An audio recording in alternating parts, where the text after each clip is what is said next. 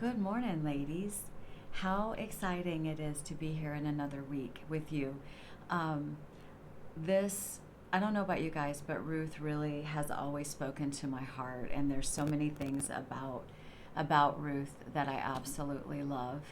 Um, the one thing that I kind of want to go over, and I'm not a theologian, so I'm doing this based on my understanding and my knowledge. And but there's a couple of things that I did research in Ruth and about this Kingsman, this Redeemer part.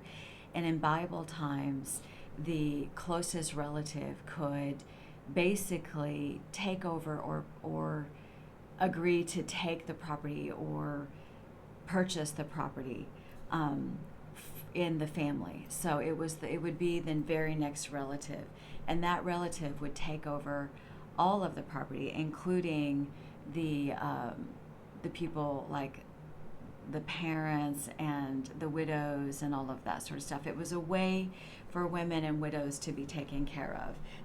They were taken care of by the family. So in our particular situation with Boaz, he was the second in line, and that's why he went to the first person in chapter 4. If you read in chapter 4, I'm just going to kind of go there really quickly. I'm sorry.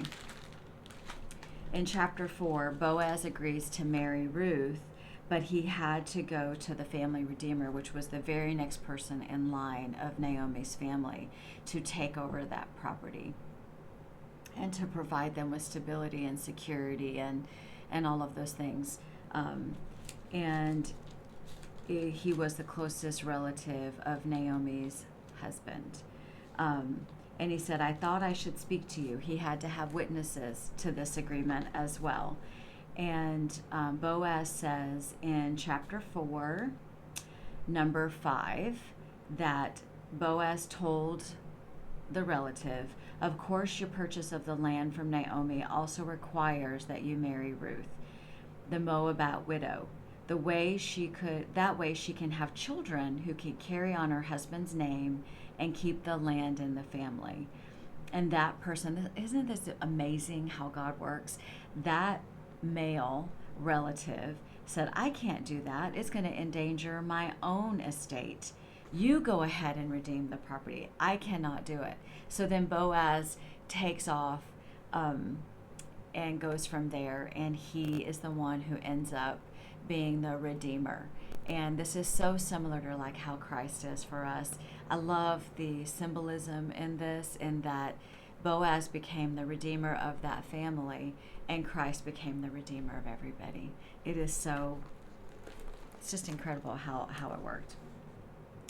There were witnesses to this, and Boaz tells the elders and the crowd that was standing around that you are witness that today Amalek, Kelon, and Mahlon, and with the land I have acquired Ruth, the Moabite widow, to be my wife. This way she can have a son to carry on the family name of her dead husband, and then to inherit the family property here in his hometown. You are my witnesses to this. So the descendants of Boaz, as everybody probably in this group knows, become the father. Obadiah becomes the father of Jesse, and then Jesse becomes the father of David, and then we know that Christ comes from this line.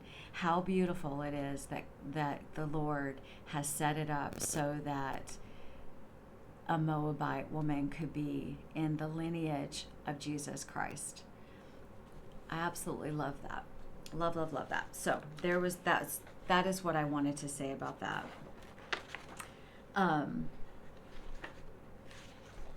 Let's see.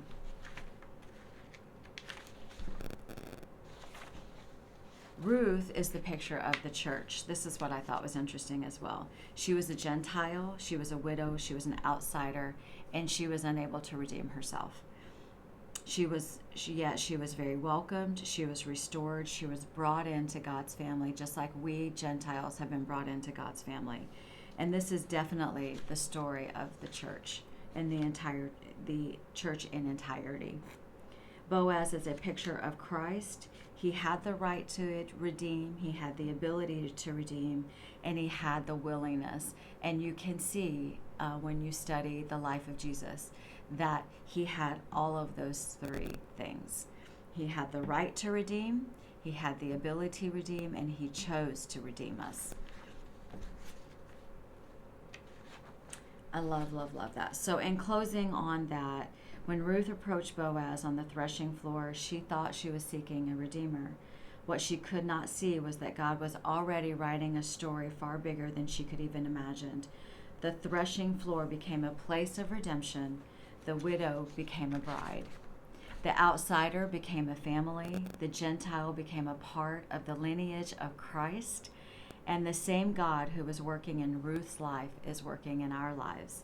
Even when we cannot see the full story, even when we only see the threshing floor, God sees the harvest, and he is always working to redeem for the redemption of those who trust him. I absolutely love Ruth. I have enjoyed reading this again. There's so many pieces of it that really have brought me to tears. As I was reading last night and as I was reflecting last night, I was remembering my story of Naomi and Ruth, and that has to do with my mother-in-law. And I did write a post about that last night. So I hope you'll go to the Facebook group, and I hope you'll check it out, and I hope that you will comment. And if you have a story on a Naomi situation, a Naomi and Ruth relationship, if you've experienced that in your life, then you know how strong that connection is. And I hope that you will share it in the group on Facebook. I hope that you are enjoying the lessons each week, and that you are able to spend some time with the Lord, so that we can all continue to grow and be deeper connected and deeper rooted in him. That is the purpose of this study, and I am so thankful for every single one of you for being here. So next week, on Sunday, I'm going to post another video, and I am also we are going to head into Mary of Bethany. And again, this study just brings me to tears. It just does. There's just pictures in it that I can't help but get to weep over. But weep with joy as well as with some sadness. So posting the next video on Sunday. Our next lessons will drop on Sunday, and then I will also post some things in our Facebook group as we go through the week. So comment, please, so that we can be a part of this and grow together. I appreciate every single one of you. You're so dear to my heart. Have a blessed, blessed day.